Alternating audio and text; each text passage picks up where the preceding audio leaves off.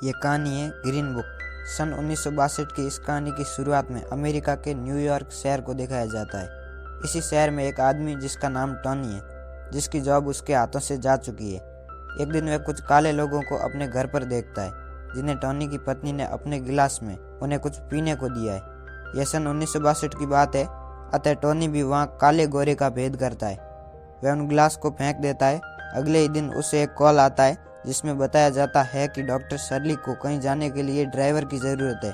फिलहाल टॉनी के पास कोई जॉब नहीं होने के कारण वह उसको हाँ कर देता है। जब वह डॉक्टर शर्ली को देखता है तो वह एक काला इंसान है जिसे टॉनी कतई पसंद नहीं करता। वह उससे चिढ़ता है क्योंकि उस समय में काला आदमी अमीर नहीं होता था। जॉब ना होने के कारण वह उस ड्राइविंग जॉब को एक्सेप्ट कर लेता है। दरअसल डॉक्टर शर्ली एक पियानिस्ट है तथा उनका 8 सप्ताह तक एक कंसर्ट चलेगा, जिसके लिए उन्हें दूरी तय करनी पड़ेगी। इसीलिए वह उसे एक हफ्ते के $100 देकर ड्राइविंग पर रख लेते हैं। अगले दिन डॉक्टर शर्ली टॉनी को कॉल करते हैं तथा जब टॉनी डॉक्टर शर्ली के पास पहुंचते हैं तो वह टॉनी को गाड़ी की चाबी के साथ साथ एक बुक भी देते हैं। दरअसल इस बुक का नाम ग्रीन बुक था। इसमें काले लोगों की सुविधाओं की पूर्ति करने वाले स्थानों की लोकेशन होती है। यह बुक काले लोगों के सफ़र को आसान बनाने के लिए पब्लिश होते हैं। काले लोग गोरों के होटल में भी नहीं जा सकते। अब ये रवाना ही होने वाले हैं, तभी शर्ली का नौकर उसके सामान को गाड़ी में रखता है, क्योंकि टॉनी ने ड्राइविंग के अलावा किसी काम को करने से मना किया था। फिर ये वहाँ से रवाना होते हैं। रास्ते में ही टॉनी गाड़ी में खाना खाता है तथा सिगरेट भी पीता है, जो कि शर्ली को बिल्कुल पसंद नहीं आता। इसलिए वह टॉनी को यह सब करने से मना करते हैं। टॉनी काफ़ी देर के बाद शर्ली के कहने पर गुस्सा होकर सिगरेट फेंक देता है। ये पहले दिन गाड़ी में अपने आप को एडजस्ट करते हैं। आज ये अपने पहले परफॉर्मेंस के लिए जा रहे हैं। जब वह वहाँ पहुँचते हैं तो शर्ली उसे बताता है कि अंदर बड़े बड़े लोग हैं, तो आपको अपनी भाषा सुधारनी पड़ेगी, सही बिहेव करना पड़ेगा। टॉनी अंदर जाने से ही मना कर देता है तथा डॉक्टर शर्ली अंदर अपना पियानो बजाना शुरू करते हैं। टॉनी कुछ देर के लिए शर्ली को देखने के लिए अंदर भी जाता है, तो उसे शर्ली द्वारा बजाई गई पियानो पसंद आती है। इसी के साथ वह अपना कंसर्ट पूरा करते हैं और जब बाहर आकर देखते हैं तो बाहर टॉनी बाकी लोगों के साथ जुआ खेल रहा होता है, जो शर्ली को बिल्कुल अच्छा नहीं लगता। डॉक्टर शर्ली गुस्सा हो जाते हैं और कहते हैं, अगर तुम्हें एक्स्ट्रा पैसे चाहिए तो मांग लेते। तो टॉनी कहता है कि मैंने पैसे खुद जीते हैं, किसी से मांगे नहीं। शर्ली कहता है कि अगर ये पैसे तुम हार जाते तो। टॉनी कहता है कि ऐसा हो ही नहीं सकता, तथा मैं दूसरे नौकरों का टाइम पास भी कर रहा था। तो शर्ली कहता है कि उनकी अपेक्षा आपके पास तो अंदर जाने की भी अनुमति थी। इसी के साथ वह वहाँ से रवाना हो जाते हैं तथा अपने अगले कंसर्ट के लिए निकल जाते हैं। रास्ते में वह एक दुकान पर जाता है तथा उस दुकान पर बहुत सारी कीमती पत्थर रखे होते हैं। टॉनी एक नीचे गिरे पत्थर को देखता है तथा उसे अपनी जेब में रख लेता है, जो डॉक्टर शर्ली को बिल्कुल पसंद नहीं आता। शर्ली की जिद करने पर वह उस पत्थर को वापस रख देता है तथा वहाँ से रवाना हो जाते हैं। वे अपने अगले कंसर्ट पर पहुँच जाते हैं। तभी टॉनी कंसर्ट शुरू होने से पहले अंदर जाता है तो देखता है कि पियानो गंदी है, उस पर कचरा पड़ा है तथा वह उस कंपनी की पियानो भी नहीं है जिसे डॉक्टर शर्ली बजाया करते हैं। वह वहाँ के इंचार्ज से इस बारे में बात करता है तो वह शर्ली की इज्जत भी नहीं करता तथा पियानो बदलने से भी मना कर देता है, जिसे सुनकर टॉनी को गुस्सा आ जाता है और वह इंचार्ज को एक थप्पड़ मार देता है। बाद में हमें दिखाया जाता है कि कंसर्ट शुरू हो चुका है और शर्ली स्टेनवे कंपनी की पियानो बजा रहे हैं, जो कि वे हमेशा बजाया करते थे। कंसर्ट खत्म होने के बाद ये वहाँ से अगले कंसर्ट के लिए रवाना हो जाते हैं। इस बार रास्ते में टॉनी एक चिकन शॉप पर रुकता है तथा चिकन लेकर वह हमेशा की तरह उसे गाड़ी चलाते वक्त खाता है, पर वह इस बार शर्ली को चिकन खाने के लिए कहता है, पर शर्ली इस तरह चलते चलते चिकन नहीं खाता। टॉनी के जिद करने पर शर्ली गाड़ी में ही चिकन खाता है तथा टॉनी की तरह ही वह उसकी हड्डी को गाड़ी से बाहर फेंक देता है।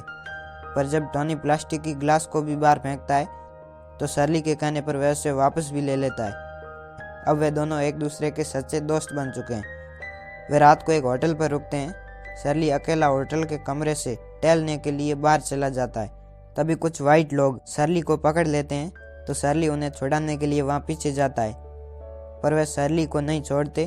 तो टॉनी पीछे हाथ करता है तथा कहता है कि शर्ली को छोड़ दो वरना मैं तुम्हें गोली मार दूंगा। इस तरह वह शर्ली को छुड़ाता है तथा उन्हें अकेले बाहर जाने से मना कर देता है। शर्ली जब टॉनी से पूछता है कि क्या तुम्हारे पास सच में गन है, तो टॉनी मना कर देता है। इसके बाद वे अपने अगले कंसर्ट के लिए निकल जाते हैं। रास्ते में गाड़ी खराब हो जाती है।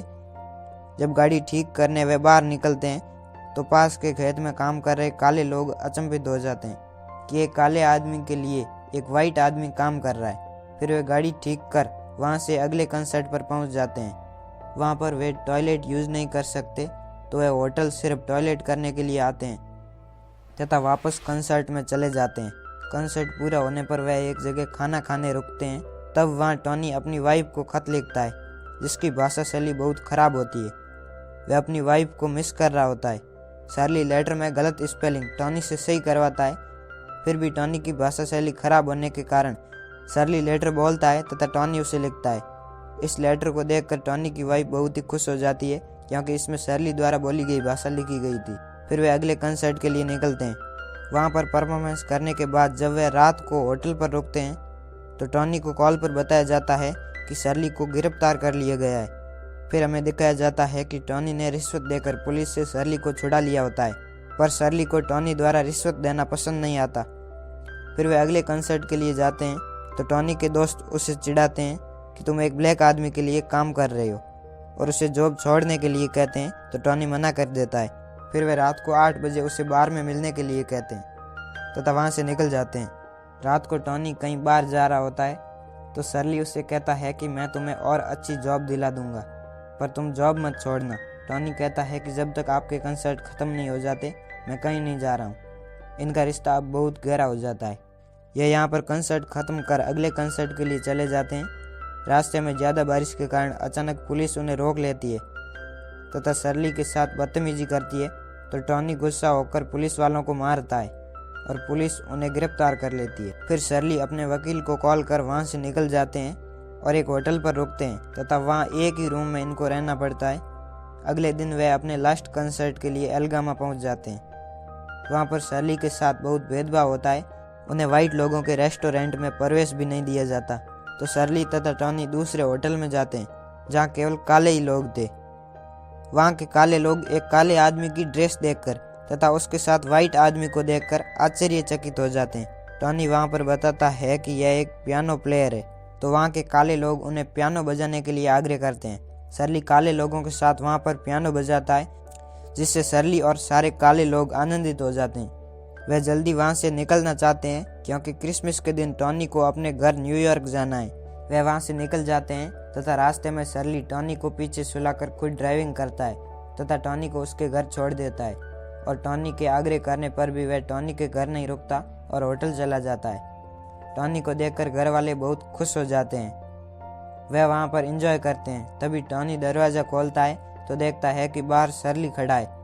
वह उसे अंदर ले आता है तथा अपने परिवार से शार्ली का परिचय कराता है। शार्ली को टॉनी तथा उसकी वाइफ गले लगा लेते हैं। इसी तरह द ग्रीन बुक, जो एक सच्ची कहानी है, यहीं पर ख़त्म हो जाती है।